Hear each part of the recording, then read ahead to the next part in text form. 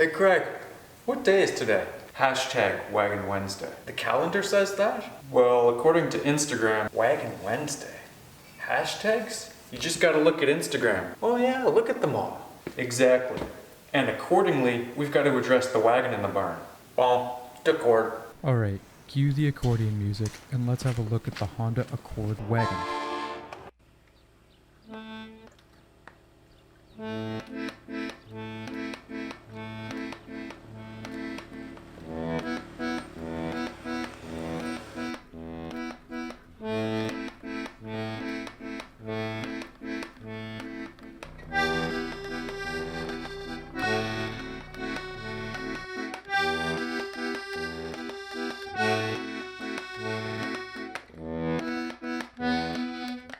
Right, that's enough of that.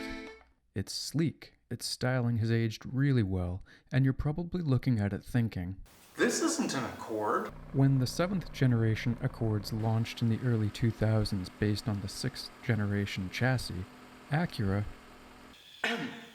Honda.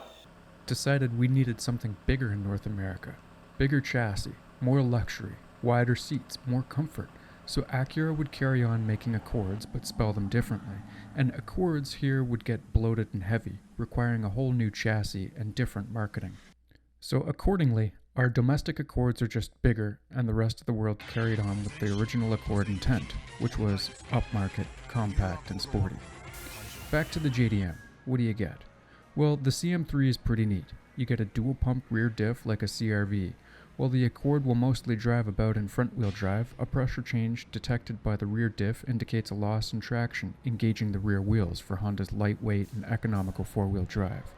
And while you could get an Accord in Japan with a 200 horse K20A 6-speed, the JDM CM3 was only offered with the bigger watered-down K24 iVTEC with 160 horsepower, exhaust VTEC kicking in at 2500 RPM, and a red line at around 6500 RPM. It does the job, but doesn't thrill at full throttle acceleration. Thankfully, the wagon has a 5-speed automatic transmission and cruises nicely at highway speed. You can even select gears if you want. But if you want a Honda that's fun to shift, I'll sell you one of these Type Rs. Handling on the Accord is lovely. It feels planted and stable, and reasonably smooth through the power band. The suspension is firm enough that you do feel a lot of the road, and all the frost heaves and potholes become obstacles you want to slalom and avoid. Inside is sleek and sporty, and just about entry-level luxury quality.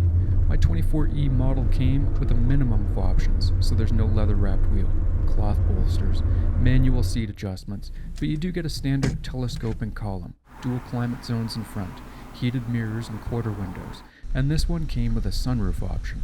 The upholstery is actually pretty nice, with the mock Alcantara bolsters, and they put some thought into making the back seats fold away nicely. Look at how the seat back triggers and pulls the seat cushion. Tons of room for sports bags, spare tires, groceries, and whatever other junk you need to haul in the trunk. And I'm sure the burning question on everybody's mind is, can you pull over and exercise in the trunk? I've lately been cycling through a few different four-wheel drive Hondas from this era and have really been enjoying the Accord, both for its ride quality and aesthetics. The wagon is an interesting mix of subdued angular aggression and functional cargo capacity. With its relatively wide stance and narrow body, it looks sporty. The boxy lines starting at the bumper, running the length of the car and terminating at the rear hatch, make it look consistently sleek and cohesive. This particular model, with its optional Modulo lip and skirts, tie it all nicely together without compromising the ground clearance. Overall, it is a nice, refined, and sophisticated drive for what was ultimately a relatively cheap, all-season capable Honda.